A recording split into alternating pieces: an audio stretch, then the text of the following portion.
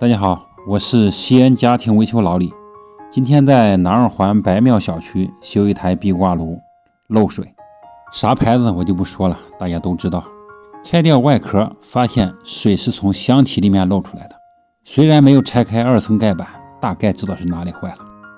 因为前2天在别家修过同样的问题，同样的故障，水是从交换器与铜管连接处漏出来的。如果没有猜错的话，就是皮垫子老化了。想要维修，必须先拆掉膨胀水箱、暖气的出水口和生活用水的出水口，都在向外面渗水。